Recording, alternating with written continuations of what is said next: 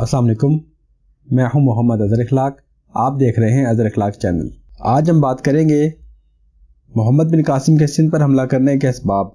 Channel को subscribe कर लें और बेल आइकन को हिट कर लें ताकि हमारी मज़ीद मुलाकात होती रहे। ये उस वक्त की बात है जब मुसलमान ईरान फतह कर चुके थे और चूँकि सिंध की सरजमीन ईरान के नज़दीक है और ईरानी सल्तनत की सरहद सिंध से मिलती है, इसलिए इस ज़माने में जबकि ईरान और मुसलमानों की जंगें हो रही थी और इस्लामी फतवाहत ईरान में बढ़ रही थी, इस दौर के फितना परवर ईरानी सिंध में आकर पनाह लेते थे और सिंध इन फितना परदाजों का मरकज़ बना हुआ था।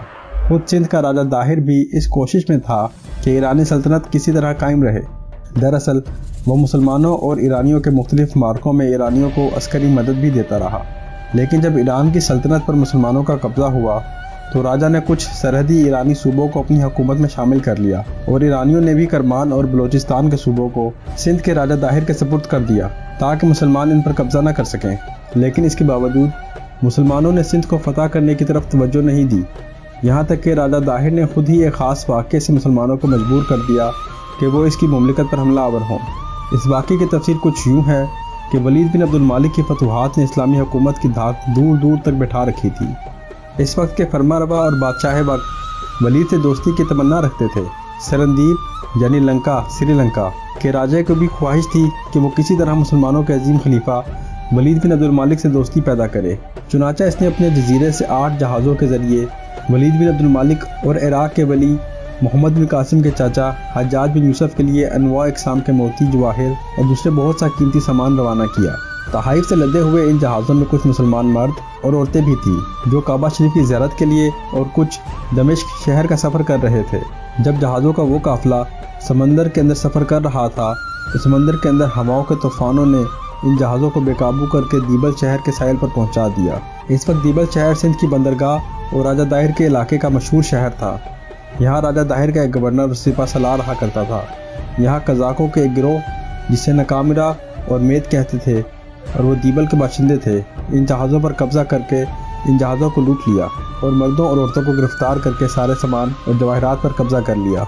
जब दीबल के कज़ाकों ने जहाज़ों पर हमला किया तो सरंदीप यानी श्रीलंका के राजा के आदमियों और मुसलमान औरतों और मर्दों ने इन कज़ाकों की बतेरी मिन्नत से मदद की कि हम ये माल मुसलमानों के खलीफा वक्त के लिए ले जा रहे हैं, लिहाजा वो इन पर हमला आवर ना हो और इन्हें जाने दें। मगर इन बहरी कज़ाकों ने कोई परवाह ना की और सबको कैद करके कहा, अगर तुम्हारा कोई दाद रस, कोई इमदाद करने वाला हो तो इसके तवस्सुत से और ज़रिए से खुद को खुद ही ख़रीद लो।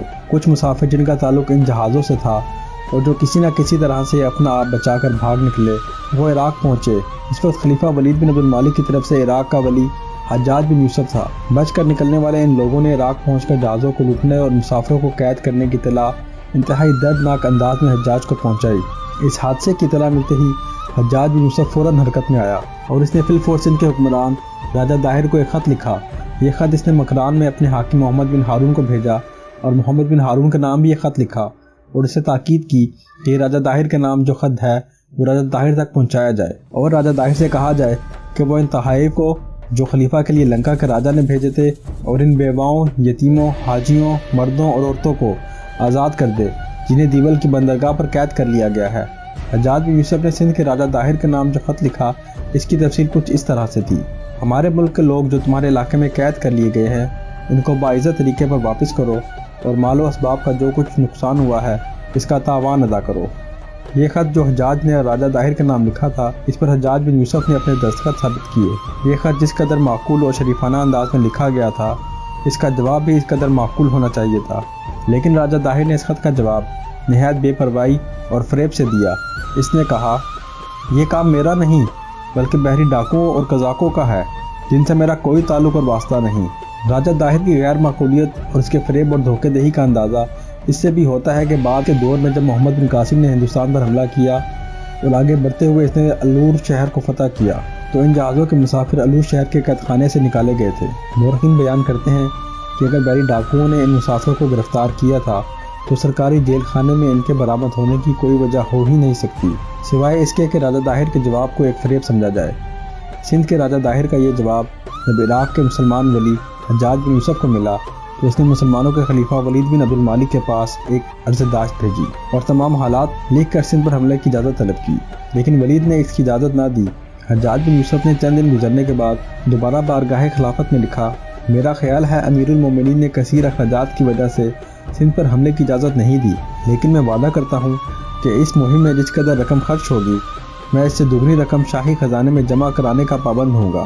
حجاج بن یوسف کی یہ عرضی جب دمشق میں خلیفہ ولید بن عبد المالک کے پاس پہنچی تو اس نے سارے احوال کا جائزہ لیتے ہوئے حجاج بن یوسف کو سندھ پر حملہ آور ہونے کی اجازت دے دی۔ خلیفہ ولید بن عبد المالک کی طرف سے اجازت ملنے کے بعد حجاج بن یوسف نے اپنے ایک سالار عبداللہ بن نہان کو ایک لشکر دے کر دیبل پر حملہ آور ہونے کے لیے روانہ کیا۔ عبداللہ بن نہان دیبل پہنچ کر حملہ آور ہوا اور شجاعت و دلیری سے لڑتے ہوئے شہید ہو گیا۔ کچھ لوگوں کا خیال ہے کلفٹن میں جو عبداللہ شاہ کا مقبرہ ہے یہ دراصل عبداللہ بن نہان ہی کا مقبرہ ہے جو سندھ کی فتح کے لیے آئے تھے اور جن کو حجاج نے دیبل پر حملہ آور ہونے کے لیے روانہ کیا تھا۔ جب عبداللہ بن نہان دیبل پر حملہ آور ہوتے ہوئے شہید ہو گئے، یہ مہم ناکام ہوئی، تب حجاج بن یوسف نے اپنے ایک اور سالار بدیل کا انتخاب کیا۔ بدیل اس وقت عمان شہر میں قیام کیے ہوئے تھا۔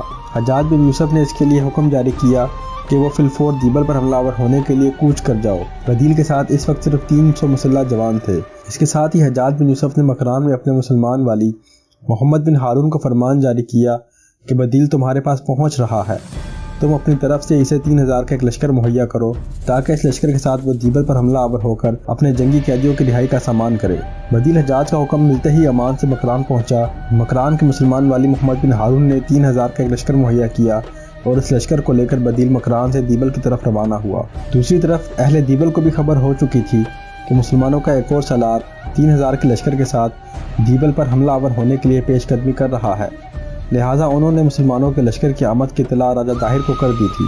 رد عمل کے طور پر راجہ طاہر نے فی الفور اپنے لڑکے جے سینا کو 4000 سواروں کے ساتھ مسلمانوں کا مقابلہ کرنے کے لیے روانہ کیا۔ یہ سوار اونٹوں، گھوڑوں اور ہاتھیوں پر سوار تھے، لہٰذا راجہ طاہر کا یہ 4000 کا لشکر دیبل کی طرف روانہ ہوا۔ راجہ طاہر کے بیٹے جے سینا سے پہلے ہی بدیل اپنے لشکر کے ساتھ دیبل پہنچ چکا تھا اور دیبل کے جس لشکر نے شہر سے باہر نکل کر اس کا مقابلہ کرنا چاہا اسے بدیل نے بدترین شکست دے دی تھی۔ اس طرح وہ لشکر شہر میں محصور ہو گیا تھا۔ اتنی دیر تک 4000 کا لشکر لے کر راجہ طاہر کا بیٹا بھی وہاں پہنچ گیا۔ مسلمانوں اور راجہ کے لشکر کے درمیان دیبل کے نواح میں گھمسان کا رن پڑا۔ کہتے ہیں کہ یہ لڑائی صبح سے شام تک جاری رہی اور دونوں طرف سے لشکری بڑی بہادری اور جرأت مندی سے لڑے۔ قریب تھا کہ مسلمانوں کو فتح نصیب ہو جاتی کہ بدیل کا گھوڑا بتکا، اس پر بدیل اپنے گھوڑے سے گر پڑا۔ اس کا گھوڑا گرنا تھا کہ راجہ طاہر کے لشکریوں نے اسے گھیر کر شہید کر دیا۔ اس طرح مسلمانوں کے سپہ سالار کے جنگ میں شہید ہو جانے کے بعد مسلمانوں کو پسپائی اختیار کرنا پڑی۔ اس طرح دوسری بار بھی مسلمان دیبل کو فتح کرنے میں کامیاب نہ ہوئے۔ مورخین بیان کرتے ہیں کہ حجاج بن یوسف کو جب بدیل کے دیبل کے نواح میں شہید ہونے کی خبر ملی تو اسے بے حد دکھ اور صدمہ ہوا۔ اس کے دکھ اور افسوس کا اندازہ اس سے لگایا جا سکتا ہے کہ اس نے مؤذن سے التماس کی کہ جب تو اذان کہے تو اذان کے بعد مجھے ہر روز بدیل کا نام یاد دلایا کر تاکہ میں اس کے لیے اس وقت تک دعا کرتا رہوں جب تک میں اس کا بدلہ نہیں لے لیتا۔ بدیل کی شہادت کے بعد سندھ میں نہرون شہر کے لوگوں نے مسلمانوں سے ڈر کر آپس میں مشورہ کیا کہ یقیناً عرب اپنے مرنے والے سالاروں کا انتقام لینے ضرور آئیں گے اور ان کے حملے کا پہلا نشانہ بھی ہم ہی لوگ بنیں گے۔ اگر ان کے زبردست انداز میں حملہ آور ہونے سے پہلے ہی ہم ان کی اطاعت قبول کر لیں تو ہمارا شہر بربادی اور تباہی سے محفوظ رہے گا۔ نہرون نام کا یہ شہر موجودہ حیدرآباد تھا۔ اس شہر کی بنیاد نبوت اور ہجرت کے درمیانی عرصے میں پڑی۔ مغلوں کی فتح کے بعد اس شہر کا نام حیدرآباد مشہور ہوا، اس لیے کہ ایک حاکم حیدر علی ارغون نے اس شہر کو نئے سرے سے تعمیر کرایا تھا۔ یہ فیصلہ کرنے کے بعد نیرون شہر کے لوگ حجاج بن یوسف سے رابطے میں آئے۔ اس وقت نیرون شہر کا حاکم ایک شخص سندر تھا، وہ بدھ مت کا پیروکار تھا اور راجہ طاہر کا ماتحت بھی تھا۔ اس نے راجہ طاہر کو بتائے بغیر ایک وقت اپنی طرف سے حجاج بن یوسف کی طرف روانہ کیا اور حجاج بن یوسف کی خدمت میں گزارش کی کہ وہ مسلمانوں کے مطیع اور فرمانبردار ہو کر رہنا چاہتے ہیں، اور ساتھ ہی سندر نے جذبہ دنیا قبول کرتے ہوئے مسلمانوں سے امن کی درخواست بھی کی تھی۔ حجاج بن یوسف نے نہرون شہر کے حاکم سندر کی استدعا کو قبول کر لیا۔